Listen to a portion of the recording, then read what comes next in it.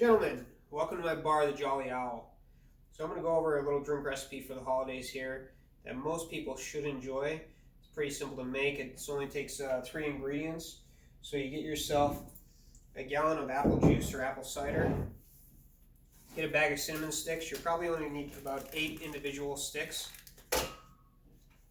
And get yourself some Butterscotch Schnapps.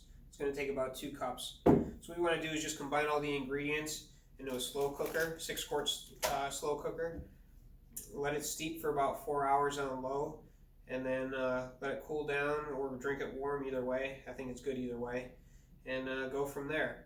If there's enough interest, these glasses on the back of my bar here, I might make a video on how to do the actual etching of these glasses. They're etched with the name and the name of the bar and my bar logo here. We'll see. Might be a topic for a future video. Thanks for watching.